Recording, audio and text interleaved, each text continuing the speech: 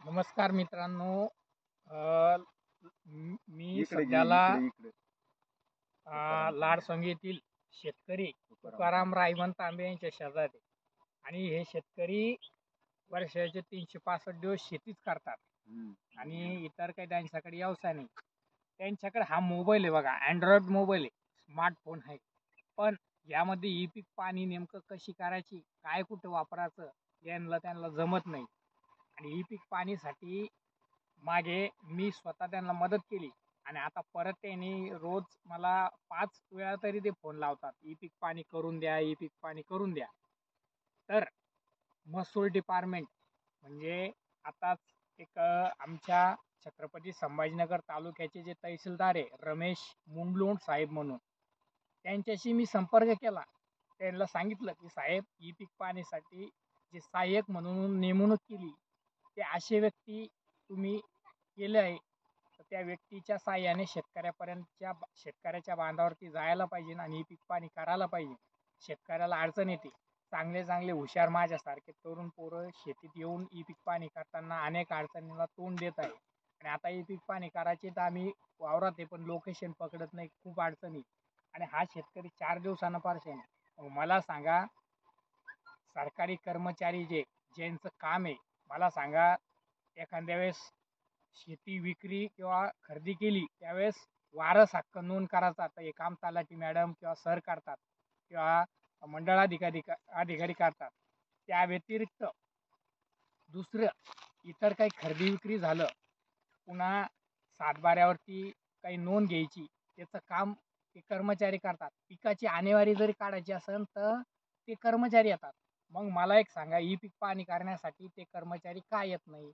E पीक पाणी करण्यासाठी जर त्या कर्मचाऱ्याला यायचं नसेल तर यापुढे त्यांनी एक काम करा, पिकाचं नुकसान झालं तर ते सरळ शेतकरी टाकतो, कारण त्याच्यात तेवढी धमक आहे.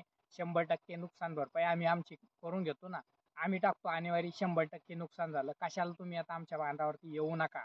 कारण आम्हाला ई पीक पाणी करण्यासाठी जर तुम्ही मदत करत नसन, यांच्यासारखे शेतकरी त्रस्त झालेले. एकतर लाईट दिवसभर त्रस्त देते, दिवसा म्हणजे विजेचा नकरा, शेतकरी मारतो चक्रा, या गोष्टी.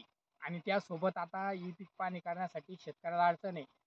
गावच्या ज्या कर्मचारी आहे सरकारी, मग तलाठी असेल, हे वारंवार टाकतात की ई पीक पाणी करून घ्या, ई पीक पाणी करून.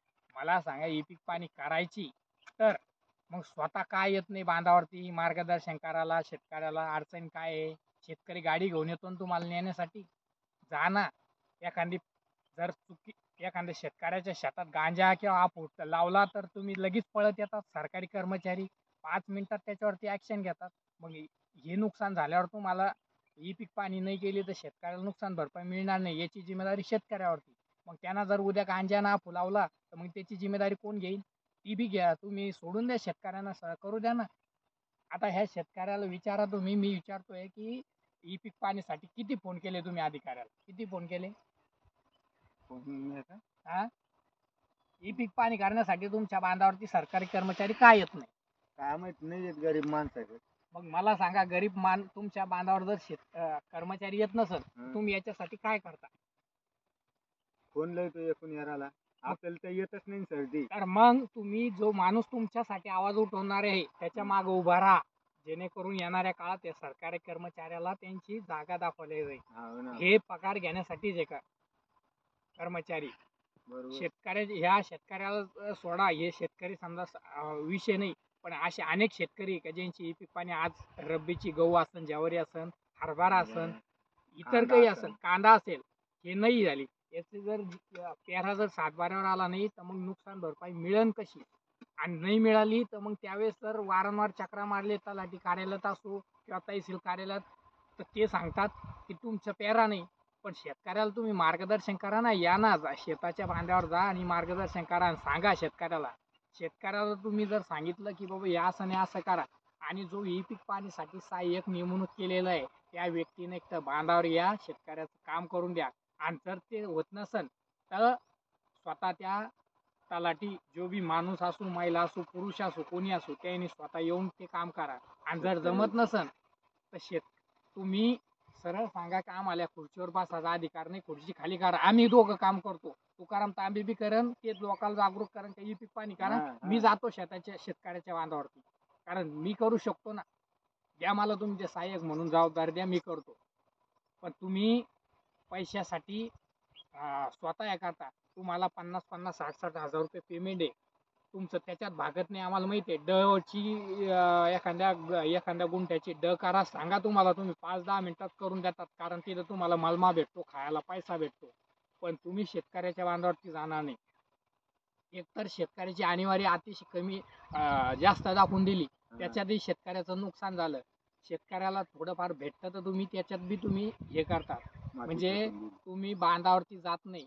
त्यामुळे ह्या शेतकऱ्याची परेशानी यापुढे मी एक सामाजिक कार्यकर्ता म्हणून किंवा जागरूक शेतकरी म्हणून मी विनंती करतो प्रशासनाच्या सर्व कर्मचाऱ्याला, आम्हाला तुमच्याविषयी रोष किंवा दोष नाहीये, पण शेतकऱ्याच्या बांधावर जाऊन पीक पाणी करा. कारण ज्यावेळेस सर्वसामान्य नागरिक एखाद्या आणि त्या व्यक्तीला तुमच्याकडून होत नसेल तर तुम्ही सांगा ना त्यांना की बाबा गावामध्ये प्रतिनिधी, लोकप्रतिनिधी, त्या प्रतिनिधी बी करीन ना गावामध्ये. अहो लोकप्रतिनिधी 15-15 दिवस पाय पाडतात हो, मतदान असं चिन्ह सांगतात समजून की त्याच्या लगी असं मेमरीत फिट होतं की हे माझं चिन्ह आहे, याच्यावर मतदान करा. पण शेतकरी ही पीक पाणी नुकसान भरपाई सरकारी योजना ते सांगणार नाही, कारण कहून त्यांना माहिती आमचा याच्यात काहीच फायदा नाही. हा 5 वर्ष मात्र खुर्चीवर बसायचं आणि मस्त काय जे काय करायचं ते करायचं, पण हे करणार अजिबात करणार नाही. कारण ही पीक पाणी जमवतो पटून देणार नाही, एखादी योजना शेतकऱ्यासाठी ती सांगणार नाही, त्याच्यात काही नाही. पण 15 दिवस मात्र चिन्ह तुम्हाला येते की नाही लोकप्रतिनिधी तुमच्या बांधावर भरपूर येतात काय? तुमच्याकडे आलते का मतदान मागायला? भरपूर पाय पडले असेल ना असे. भरपूर येते. मग आता याच्यानंतर ध्यानात ठेवायचं की लोकप्रतिनिधी आला ना तर त्याला सांगायचं माझ्या वावरात चाल पहिली चक्रा मार, काय आहे माझ्या वावरात, काय नुकसान झालं तर रस्त्याची अडचण, हे सगळे गोष्ट. आणि ह्या अधिकाऱ्यालाही सांगा समजून की आमचं काम करून द्या. तुमच्या सारखे असे अनेक शेतकरी आहे, ज्यांना जमत नाही आणि नाही नुकसान भरपाई जर मिळाली याच्यात पीक पाणी केल्यावर बी, तर सरळ आरोप करायचा ह्या अधिकाऱ्यावरती की तुमच्यामुळे आम्हाला मिळालं नाही. त्यांना जाब विचारायचा, आम्हाला नाही, आम्ही सर्वसामान्य नागरिक, आम्ही बी शेतकरी आहे. तर तुमची काय करसान का नाही या गोष्टीवरती विचार घेऊन करू ना. नाही आली पीक पाणी आपल्याला, आपण येतच नाही, पीक पाणी येत नाही ना आपल्याला. हा, तर अडचण ज्या काही येत्या जून मध्ये ही पीक पाणी करावं लागते, जुलै मध्ये, त्यानंतर रब्बी मध्ये, म्हणजे रब्बी असन खरीप असन या सगळ्या, तर त्या तुम्ही सरळ तहसीलदार असन, मंडळ अधिकारी असन किंवा गावचे आणि गावचे प्रतिनिधी किंवा लोकप्रतिनिधी जे आमदार असन खासदार यांच्याकडे सरळ सांगायचं की आम्हाला कोणी मदत करत नाही, डायरेक्ट सांगणार यापुढे. नाही तर मग बैलावरती कसं चापटणं किंवा रुमनं राहतं, बळीरामला किंवा वाकराला तसं रुमनं घेऊन उभा राहायचं. कारण तुम्ही शेतकरी हे सगळे नौकरी आपले, हे सगळे नौकरी आपले, आपण त्यांचे मालक आहे, पण आपण मालक नाही, आपण बोलत नाही म्हणून आपल्यावर आपल्याला येत नाही पीक पाणी. चला, तर मी शेतकरी म्हणून आपणास सगळ्यांना सांगतो की आपण आवाज उठवलाच पाहिजे आणि बोललंच पाहिजे. तर मी एक शेतकऱ्याची समस्या मांडलेली आहे की आपल्यापर्यंत हे चॅनल जेव्हा आम्ही व्हिडिओ अपलोड करणार आहे ज्या बी चॅनलला, तर सगळ्यांनी पहा आणि प्रतिक्रिया द्या. कारण कर्मचारी किंवा शेतकरी याच्यामधला जो दुवा आहे तो सन्मानाने. आज संक्रांती आहे, सर्वांना तिळगुळ घ्या, गोड गोड बोला, ही म्हण आहे, पण नुसतं कामापुरतं नका बोलू. तर सरकारी कर्मचारी असेल किंवा सर्वसामान्य नागरिक याचं काम करा. जय हिंद, जय महाराष्ट्र.